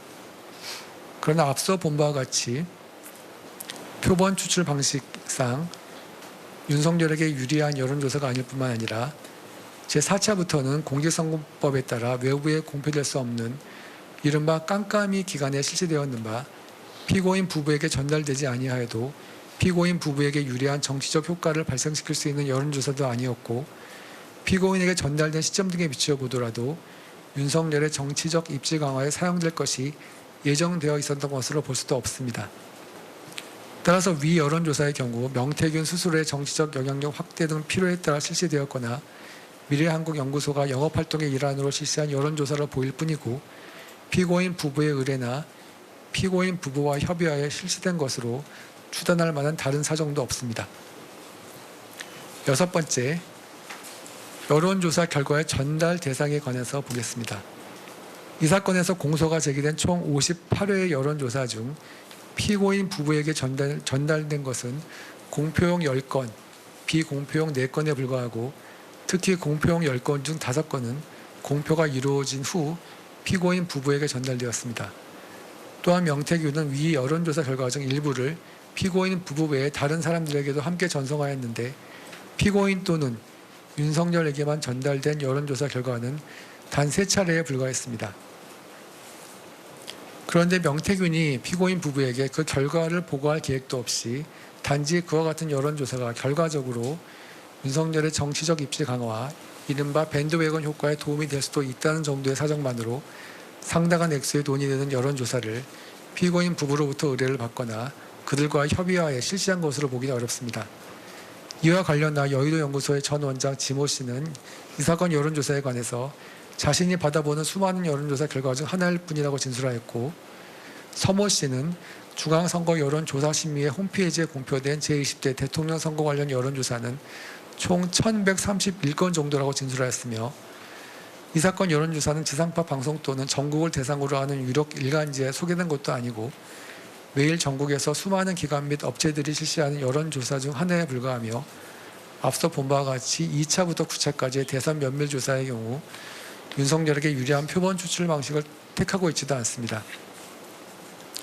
이와 같이 명태균은 피고인 부부를 만난 이후에도 여론조사 결과 중 일부만을 피고인 부부에게 전달하였고, 피고인 부부 이외의 다른 사람에게도 여론조사 결과를 전달했을 뿐만 아니라 여론조사 결과의 전달 여부나 전달 범위, 전달 방법 등은 모두 명태균이 정한 것으로 보입니다. 이는 피고인 부부의 의뢰나 피고인 부부와의 협의하에 여론조사가 실시되었다는 취지의 특별검사 측 주장에 배치되고, 이러한 사정은 그 이전에 이루어진 다른 여론조사와 마찬가지로 이 사건 여론조사가 미래한국연구소의 영업활동의 일환으로 명태균 자신의 정치적 영향력 확대를 위한 수단 내지 목적에 따라 이루어진 것임을 추단하게 합니다. 나아가 이와 같이 피고인 부부는 명태균이 언제 어떠한 방법으로 여론조사를 실시하였는지, 누구에게 어떠한 방식으로 여론조사 결과를 전달하였는지 제대로 알지 못하고 있었던 것으로 보입니다. 그와 같이 보이는 이상 명태균이 한 이 사건 여론조사 비용 상당의 금액을 정치 자금으로 기부받는다는 점에 대한 범위가 쉽게 인정될 수도 없습니다. 7번째, 이 사건 여론조사의 대가로 피고인 부부가 김영선의 공천을 약속하였는지에 관해서 보겠습니다. 명태균이 피고인 부부 한모 씨, 이준석 등에게 김영선의 공천을 부탁하는 등 제21대 국회의원 창원시 의창구 보궐선거와 관련하여 김영선의 공천을 위한 많은 노력을 하였고 그것이 공천에 어느 정도 영향을 미쳤다고 볼 여지가 있으며 윤석열도 김영선의 공천을 위하여 상당한 노력을 한 것으로 보입니다. 그러나 미래한국연구소는 이미 언론사와 공동 발표를 전제로 하거나 그 영업을 위하여 여론조사를 실시할 예정이었고 실제로 예정된 여론조사를 실시하는 등 바 윤석열이 김영선의 공천에 영향을 미쳤는지 여부는 변론으로 하고 여론조사를 실시해 준 대가로 김영선에 대한 공천을 약속한 것으로 단정할 수 없습니다. 특별검사 측이 지적한 바와 같이 명태균의 부탁을 받은 피고인 부부가 실제 김영선의 공천 과정에서 영향력을 행사했는지 그에 따라 김영선의 공천이 결정되었는지 여부가 쟁점이 아니라 피고인 부부가 미래한국연구소 또는 명태균이 윤석열을 위한 여론조사를 무상으로 실시해 준 대가로 김영선에 대한 공천을 약속하였는지가 쟁점인데 2022년 4월 28일경 명태균이 피고인에게 보낸 문자 메시지의 내용, 2022년 5월 9일경 명태균과 이준석 사이에 오고 간 문자 메시지의 내용 및 같은 날 순차로 이루어진 피고인 부부와 명태균 사이의 통화 내용에다가 윤상현의 검찰에서의 진술 내용 등을 모두 모아 보더라도 여론조사 내지 여론조사 비용을 김영선의 공천과 연관지을 수 있게 하는 내용이 포함되어 있지 않습니다. 따라서 피고인 부부가 명태균이 여론조사를 실시해 준 대가로 김영선에 대한 공천을 약속한 것으로 보기는 어렵습니다. 그 밖에도 특별검사 측은 여러 가지 주장을 하였는데 일부 주장은 생략을 하고 비용 집계표에 관련된 주장에 관해서 보겠습니다. 특별검사 측은 이 사건 비용 집계표는 명태균이 자신의 비용으로 여론조사를 실시하고 정치 판세를 분석해 선거에 도움을 준 공을 드러내기 위한 수단에 불과하며 실제 비용 청구의 목적으로 활용된 것이 아닌 바 명태균이 이를 피고인 부부에게 실제로 제시하며 비용을 청구한 사실이 있는지 여부는 이 부분 범죄 성립 여부와 관련이 없고 명태균이 이 비용을 청구한 대신 지속적으로 김영선의 공천을 요구하였던 것으로 보이는 바 원심은 이 사건 비용 집계표가 가지는 의미를 잘못 이해한 것이라고 주장하고 있습니다. 그러나 원심은 위 비용 집계표의 부정확성을 지적하고 명태균이 여론조사를 의뢰하지도 아니한 피고인을 상대로 정확하지도 아니한 비용 집계표로 여론조사 비용을 청구하였을 리 없다는 취지로 판단한 것일 뿐입니다. 또한 명태균이 자신의 비용을 들여 여론조사를 하고 정치 판세를 분석하며 선거에 도움을 주었음을 나타내기 위한 수단으로 이 비용 집계표를 사용할 수 있다는 점까지 부정한 것은 아닙니다. 이 부분 특별검사 측 주장은 받아줄 수 없습니다. 다음으로 특별검사 측은 피고인 부부가 명태균에 대한 여론조사 대금을 전혀 부담하지 아니하였다면 다툼이 없고 명태균이 그 비용을 어떤 방식으로 조달하는지 여부는 범죄 성립과 관련이 없음에도 원심이 명태균의 여론조사 비용 조달 경위를 무죄 판단의 근거로 삼은 것은 잘못이라는 취지로 주장하고 있습니다. 정치자금법 위반죄에 있어서의 기부는 어디까지나 이를 수령하는 정치행위를 하는 사람이 그 이익을 무상으로 향유하는지가 기준일 뿐 기부 행위를 하는 자가 정치 행위를 하는 사람이 아닌 다른 사람으로부터 이와 같은 기부의 반대급부를 수령하였는지 여부는 정치자금법 위반죄의 성립이나 범의 인정과 직접적인 관련이 있다고 보기는 어렵습니다. 이 부분 특별검사 측의 주장은 타당해 보입니다. 끝으로 특별검사 측은 앞서 본 바와 같이 피고인 자신이 정치 활동을 하는 자임을 전제로 공소를 제기한 것이라고 밝혔습니다. 그러나 피고인이 정치자금법 제3조 제1호에서 정한 그 밖에 정치 활동을 하는 사람에 해당하려면 같은 호에서 구체적으로 열거한 사람 또는 단체에 준하여 정당, 공직선거, 후원회와 직접 관련된 활동을 주로 하는 사람이나 단체로 볼 수 있을 정도에 이르러야 하는데 특별검사 측이 드는 피고인과 명태균 사이의 문자 메시지의 내용이나 명태균이 피고인 부부를 정치적 공동체라고 진술한 내용 등만으로 피고인을 정치 활동을 하는 자인 윤석열의 배우자가 아니라 그 스스로 정치 활동을 하는 자로까지는 보기 어렵습니다. 이 부분 특별검사 측 주장은 받아들이기 어렵습니다. 결론적으로 원심 판결의 무죄 부분 중 정치자금법 위반의 점에는 앞서 본 공소장 변경으로 인한 직권 파기 사유가 있지만 원심의 이 부분 판단에 사실을 오인하거나 법리를 오해하여 판결에 영향을 미쳤다는 잘못이 있다는 검사의 항소 이유 주장은 받아들일 수 없습니다.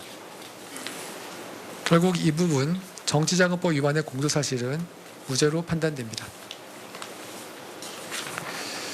네 번째 공소사실인 알선 수재의 점에 관해서 보겠습니다.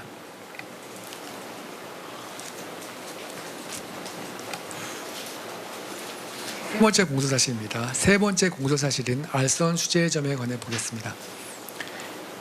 이 부분 공소사실을 보면 피고인은 전모 씨와 공모하여 대통령 등 공무원의 직무에 속한 사항에 관하여 청탁 또는 알선을 한다는 명목으로 윤모 씨로부터 2022년 4월 7일 802만 원 상당의 샤넬 가방 등을 수수하고 2022년 7월 5일경 1271만 원 상당의 샤넬 가방 등을 수수하며 하였으며 2022년 7월 29일경 6,220만 원 상당의 그라프 목걸이를 수수하여 총 3회에 걸쳐 합계 8,293만 원 상당의 금품을 수수하였다는 취지입니다. 관련된 법리를 보면 막연한 기대감 속에 금품 등을 교부하고 금품 등을 수수하는 자 역시 공여자가 그러한 기대감을 가지고 금품 등을 교부하는 것이라고 짐작하면서 이를 수수하였다는 정도의 사정만으로는 알선 수재죄가 성립한다고 볼 수 없으나 반드시 알선의 상대방인 공무원이나 그 직무의 내용이 구체적으로 특정될 필요는 없고 청탁 또는 알선을 한다는 명목은 금품이나 이익을 수수하는 사람 사이에 묵시적으로 존재하여도 무방하며 수수하는 금품이 알선 행위에 대한 대가로서의 성질을 가진다는 사정을 피고인이 미필적으로라도 인식하면서 묵인한 채 이를 수수한 것으로 볼 수 있으면 알선 수재죄의 범위는 충분히 인정이 됩니다. 2022년 4월 7일자 알선 수재의 점에 관해서 보겠습니다. 원심은 피고인이 2022년 4월경 자신에게 샤넬 가방 등이 전달될 당시 그 물건이 어떠한 청탁과 관련하여 공유된 것인지에 대한 인식은 없었던 것으로 보이고 2022년 4월 23일경부터 전모 씨로부터 문자 등을 전달받은 이후 청탁의 구체적인 내용을 인식하게 된 것으로 보이는 바 청탁이 존재한다고 볼 수 없으므로 청탁의 존재를 전제로 하여 알선의 명목으로 금품을 받은 것으로 볼 수 없다고 판단하였습니다. 이에 따라 이 부분 알선 수재의 점을 무죄로 판단하였습니다. 우리 재판부의 판단입니다. 먼저 전모 씨라는 별도의 전달 창구가 있는 상태에서 2022년 3월 30일경 윤모 씨와 피고인 사이에 최초로 이루어진 통화에서 명시적인 청탁 내용이 없었는 것은 오히려 자연스러운 측면도 있습니다. 전모 씨가 피고인에게 윤모 씨가 큰일을 상의하기 위한 비밀 만남을 요청한다는 말을 전달한 것은 2022년 4월 23일경이며 유엔 제5사무국 유치를 의논하고 싶다는 말을 전달한 것도 2022년 4월 30일 경이긴 합니다. 그러나 피고인이 2022년 4월 7일경 전모 씨를 통하여 윤모 씨로부터 고가의 가방 등을 전달받을 당시 그 청탁이 곧바로 명시적으로 구체적으로 이루어질 것임을 전제로 이미 윤모 씨에게 통일교의 사업을 위하여 대통령의 직무에 속하는 사항에 관하여 정부의 협조를 구하고자 하는 묵시적인 청탁 의사가 존재함을 알았던 것으로 보이고 실제 2022년 4월 23일경 윤모 씨의 의사가 전달되기도 한 이상 단지 향후 친문관계 형성에 대한 막연한 기대감 속에서 시가 800만 원이 넘는 위 가방 등의 교부 수수가 이루어진 것으로 볼 수는 없습니다. 구체적인 이유는 다음과 같습니다.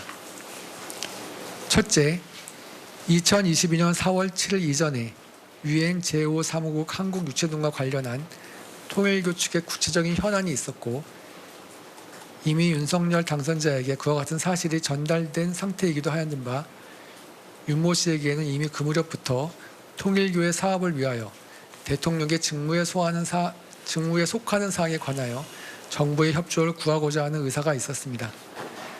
그러한 가운데 피고인 또한 2022년 대선 과정에서 통일교 측에서 소속 교회, 학교나 기업 등 산하단체를 동원하여 윤석열이 대통령에 당선될 수 있도록 지원을 한 사실을 잘 알고 있었고, 이에 따라 윤모 씨와의 2022년 3월 30일째 통화에서 수차례에 걸쳐서 통일교가 대선에 도움을 준 사실에 관해서 감사의 뜻을 표시하였으며 한학자 총재를 직접 만나 감사 인사를 하겠다는 취지로 말하였습니다.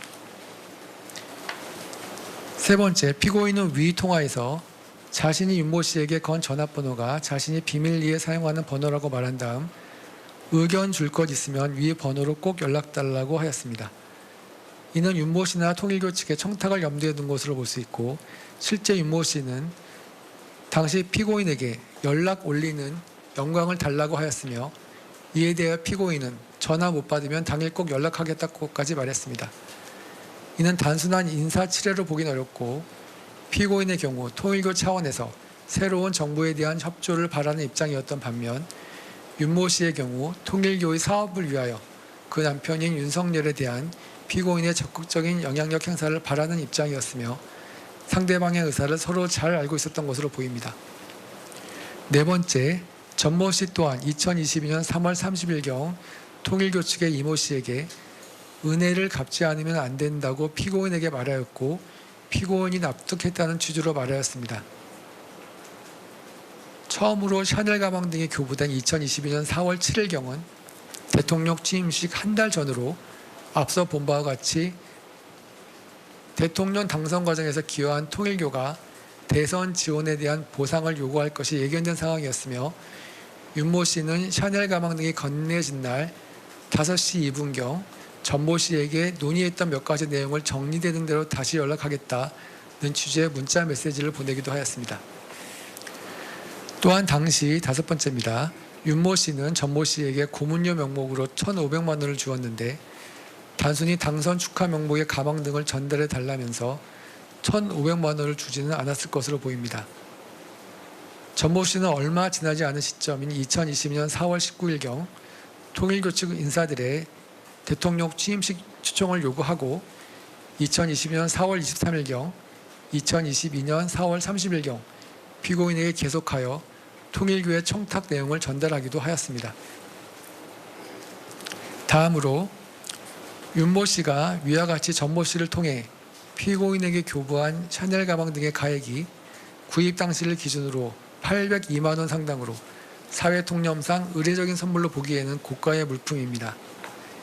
이와 같은 고가의 물건을 대가를 전제하지 아니한 채 친분 관계에서 주고받은 단순한 선물이라고 보긴 어렵고, 여기에 당시 피고인의 지위나 앞서 본 바와 같이 통일교에 대하여 감사하는 마음을 가지고 있었고, 이러한 점은 통일교 측에게도 전달된 것으로 보이는 점, 통일교 측이 추진하려는 사업의 성격상 대통령의 지시에 의해서 원활한 진행이 가능할 것으로 보이는 점 등을 보태어 보면, 앞서 본 청탁의 실현을 위한 대통령의 알선 이사 및 그와 같은 알선 행위와 수수한 금품 사이의 전체적 포괄적 대가관계도 인정됩니다. 그렇다면 피고인이 전모 씨와 공모하여 통일교가 추진하는 사업과 관련하여 정부 차원의 협력을 구하기 위한 청탁을 받고 대통령 등 공무원의 직무에 속한 사항에 관해서 알선의 명목으로 윤모 씨로부터 금품을 받았다는 이 부분 공소사실은 유죄로 인정됩니다. 다음으로 2022년 7월 5일자 알선 수재의 점에 관해서 보겠습니다. 원심은 먼저 피고인이 2022년 7월 5일경 샤넬 가방 등을 전모 씨를 통해 윤모 씨로부터 교부받은 사실을 인정한 다음, 피고인은 전모 씨가 2022년 4월 23일경부터 전달하여 준 문자 및 전화 통화를 통해 통일교 측에서 원하는 것이 유엔 제5사무국 유치라는 것과 이를 위하여는 아프리카 국가들의 지지가 필요하고 그 지지를 받기 위하여는 그 국가들에 대한 정부 차원의 지원이 필요하다는 것을 전해 들은 것으로 보이는 점, 피고인은 2022년 7월 15일경 전화통화에서 윤용호에게 통일교에서 추진하는 일 관련하여 경제적 지원을 위해 피고인이 작업을 하고 있다는 취지로 말한 점 등을 종합하면 청탁 내용을 인식하고 알선 명목으로 위 가방 등을 교부받은 것이라고 인정을 하였습니다. 다음으로 원심은 대가 관계에 관해서 첫째, 피고인은 2022년 7월경 당시 정부의 모든 부처를 통할하는 대통령의 배우자로 대통령에게 정부 차원의 지원 등에 관해서 이야기할 수 있는 가장 지근거리에 있는 사람이라는 점. 둘째, 피고인은 통일교 측에서 조직을 이용하여 피고인의 배우자가 대통령에 당선되도록 도움을 주었다고 인식하여 통일교 측에 감사의 마음을 가지고 있었던 점. 윤모 씨의 청탁 내용은 국가 운영 및 정책을 총괄하는 대통령의 지시에 의해서 추진될 수 있는 성격의 것으로 보이는 점. 넷째, 윤모 씨가 기대하는 피고인의 알선 행위는 윤모 씨의 청탁을 피고인에게 전달하여 통일교를 돕도록 하는 행위였다고 보이는 점. 다섯 번째, 대가 관계는 수수된 금품과 알선 행위 자체에 있으면 족하고 수수된 금품과 청탁 내용 실현을 위해 소요되는 금원 사이에 있어야 하는 것은 아니라는 점 등을 종합해 보면 위 가방 등의 교부와 알선 사이에 대가 관계가 있다고 볼 수 있고, 단지 피고인이 받은 금품의 가액과 청탁 실현을 위하여 소요될 비용에 현격한 차이가 있다는 점은 대가 관계를 부정하는 요소가 되지 않는다고 판단하였습니다. 우리 재판부는 이에 대해서 다음과 같이 판단을 했습니다. 피고인은 원심에서 이 부분 항소 이유와 같은 취지의 주장을 하였고, 원심은 앞서 본 바와 같은 상세한 이유를 들어 그 주장을 배척하였는 바, 원심이 설시한 사정에 더하여 첫째, 유엔 제5사무국의 한국 유치 등이 통일교만의 이익을 위해서가 아니었다는 사정만으로 청탁의 존재를 부정할 수 없는 점. 그때 청탁 또는 알선의 부탁을 하고 이를 수락하는 행위가 먼저 있은 후 나중에 그와 관련하여 또는 그 대가로 이익을 받을 것을 약속하거나 이익을 받는 행위가 있었다고 하여 공무원의 직무에 속한 사항을 알선한다는 명목으로 금품 등을 수수한 경우로 보아야 하는 점. 잘못 읽었습니다. 이익을 받는 행위가 있었다고 하여도 공무원의 직무에 속한 사항을 알선한다는 명목으로 금품 등을 수사한 경우로 보아야 하는 점. 셋째, 피고인이 대통령인 배우자 윤석열에게 위와 같은 청탁을 전달하지 않았더라도 알선 수재죄가 성립할 수 있는 점 등을 보태어 보면 원심의 이 부분 판단은 정당한 것으로 수긍할 수 있습니다. 이 부분 원심 판단은 그대로 유지합니다. 마지막으로 2022년 7월 29일자 알선 수재의 점에 관해서 보겠습니다. 원심은 먼저 피고인이 그래프 목걸이를 교부받은지에 관해서 다음과 같이 9가지의 상세한 이유를 들어 목걸이를 전달하였다는 전모 씨 진술에 신빙성이 있다고 판단하였습니다. 간략하게만 말씀드리면, 첫째, 윤모 씨는 피고인과 직접 전화통화 등으로 연락을 할 수 있었다. 둘째, 전모 씨가 피고인과의 신뢰관계가 파탄에 이르게 될 행동을 할 이유가 없었다. 셋째, 전모 씨가 영부인에게 전달된 물건을 가로채는 대담한 행위를 했을 것으로 보이지 않는다. 넷째, 전모 씨는 피고인으로부터 가방, 구두, 목걸이 등을 함께 돌려받아 자신의 집에 함께 보관하고 있었다고 진술하였다.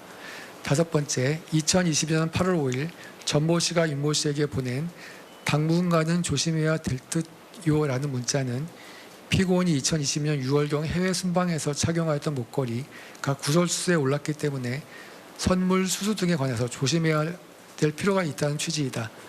여섯 번째, 윤모 씨가 목걸이에 대한 개런티 카드 제공에 대하여 전모 씨가 별 관심을 보이지 아니한 이유는 개런티 카드가 중요하지 않다고 생각해서였을 뿐이었다는 점.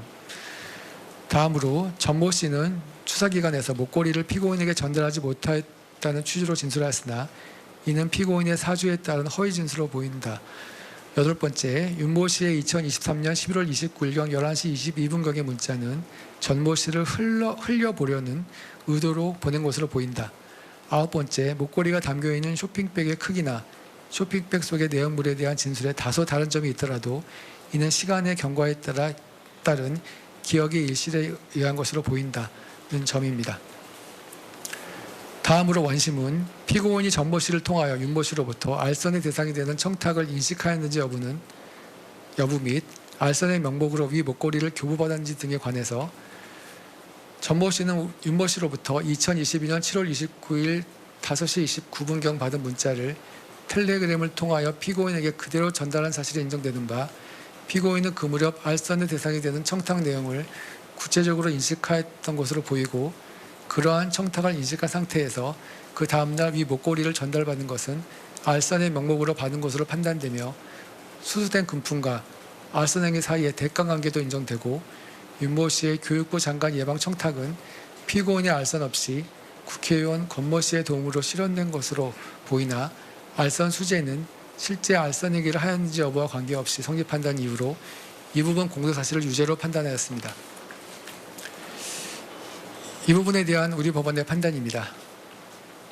원심이 설시한 상세한 사정에 더하여 원심이 적법하게 채택하여 조사한 증거에 따라 인정되는 전모 씨의 진술 번복 경위, 윤모 씨가 2023년 11월 29일경 전모 씨에게 문자 메시지를 보낸 이후의 경과, 특히 윤모 씨의 현안 실현을 위한 다른 경로가 존재하고 그럼에도 재차 반환 요구나 사이가 악화되었다는 증거를 찾아볼 수 없는 점, 목걸이의 가액이 6천만 원을 초과한다는 점의 사정만으로 그 대가관계를 쉽게 부정할 수 없는 점 등의 여러 사정을 보태어 보면 원심의 이 부분 판단은 정당한 것으로 결국 수긍할 수 있습니다.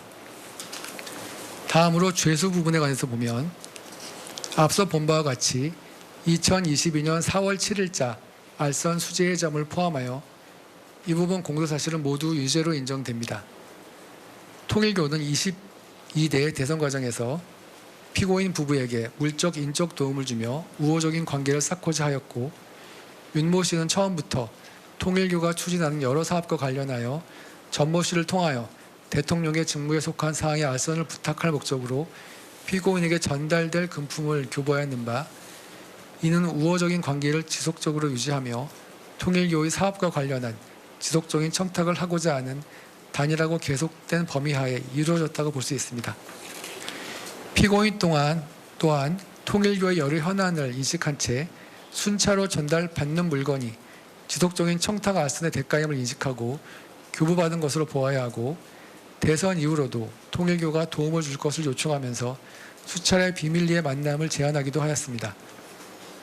나아가 위 세 번의 수수행위는 그 범행의 수단이나 방법도 사실상 동일하다고 판단되고 비록 통일교 측에 피고인에 대한 요청사항이 달라지는 부분이 있긴 하나 이는 청탁 내용이 보다 다양화 구체화되는 것에 불과합니다.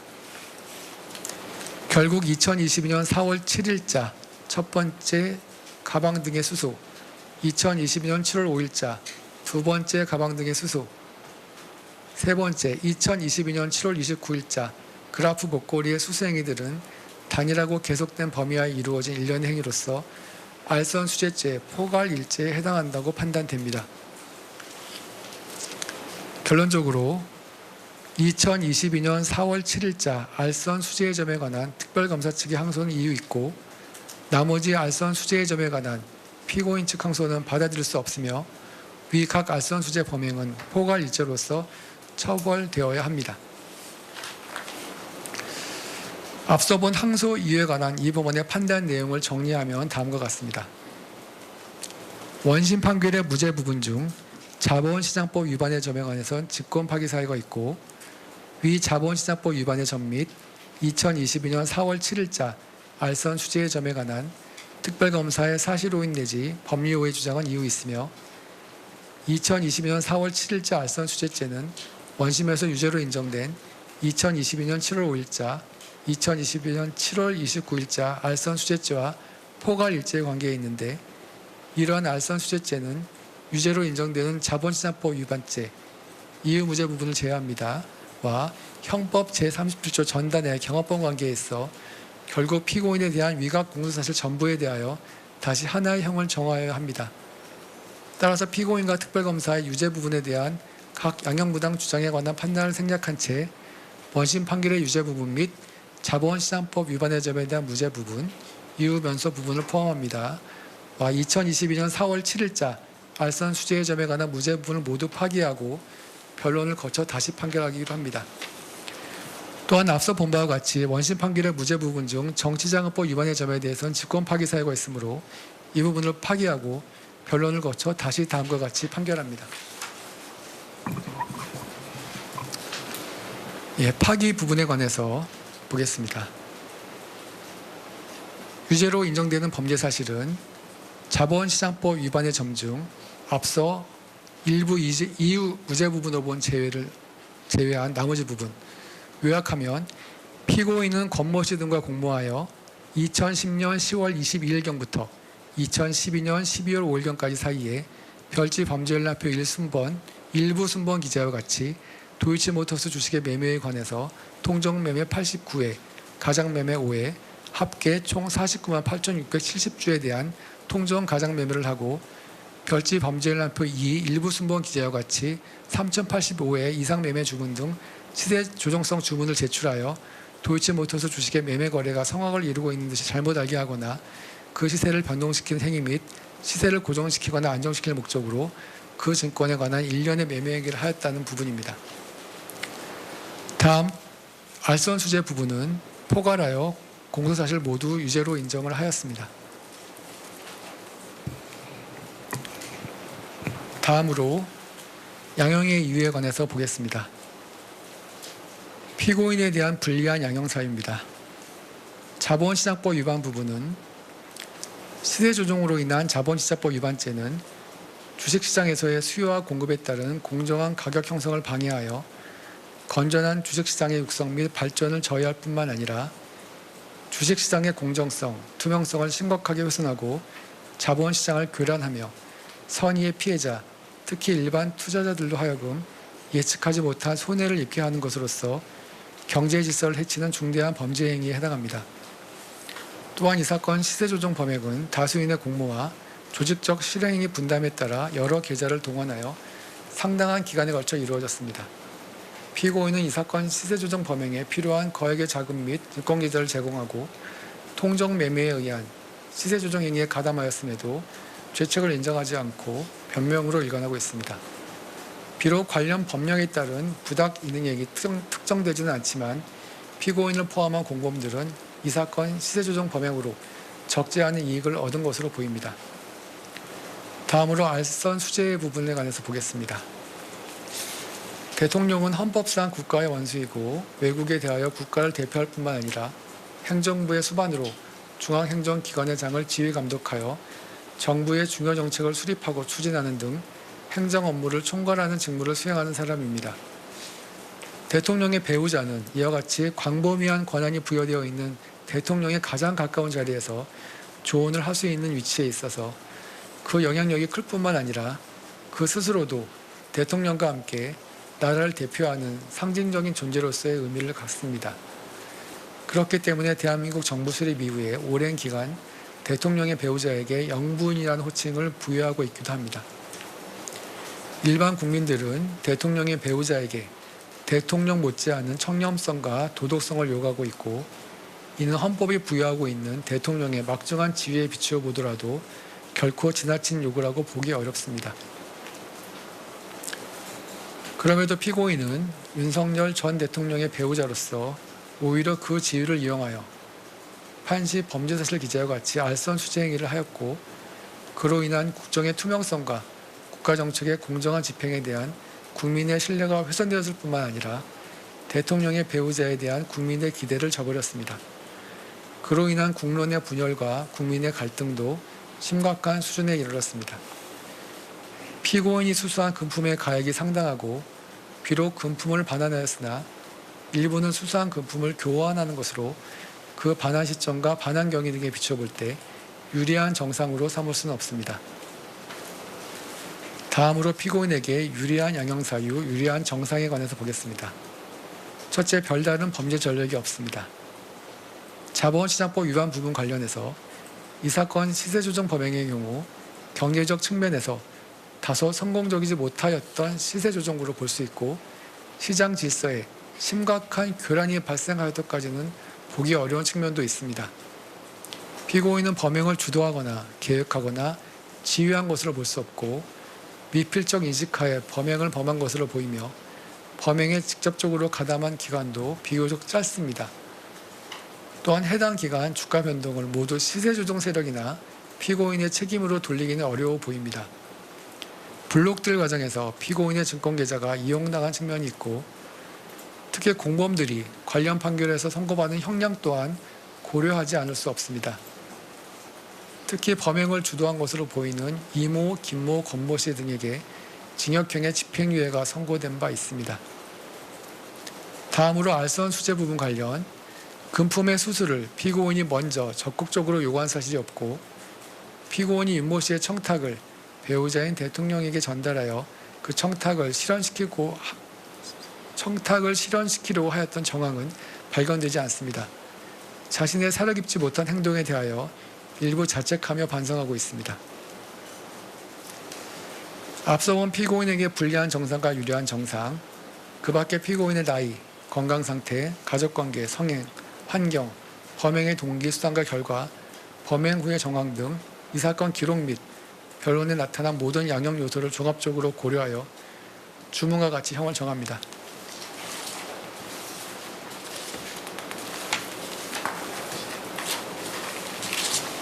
피고인 잠깐 자리에서 주문.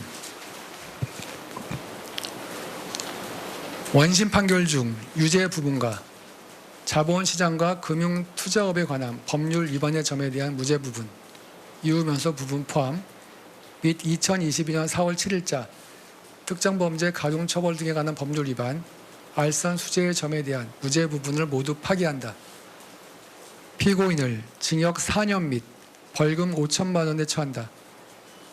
피고인이 위 벌금을 납부하지 아니하는 경우 20만 원을 1일로 환산한 기간 피고인을 노역장에 유치한다. 피고인으로부터 압수된 그라프 목걸이 1개를 몰수한다. 피고인으로부터 2,094만 원을 추징한다. 위 벌금 및 추징금의 상당한 금액의 간함을 명한다. 원심 판결 중 정치자금법 위반의 점에 대한 무죄 부분을 파기한다. 이 사건 공소사실 중 정치자금법 위반의 점은 무죄. 피고인 이 판결에 대해서 일주일 내에 대법원에 상고할 수 있고 상고장은 이 법원인 서울고등법원에 제출하면 됩니다. 피고인 무죄 부분에 대해서 일간지 등에 공시되기를 원하시나요? 특별한 의견 없으신가요? 예, 형사보상 안내문은 받아가도록 하시면 됩니다. 이상으로 판결 선고를 마치겠습니다. 피고인은 천천히 퇴정하시고, 방청인들께서도 질서 정연하게 퇴정하여 주시기 바랍니다.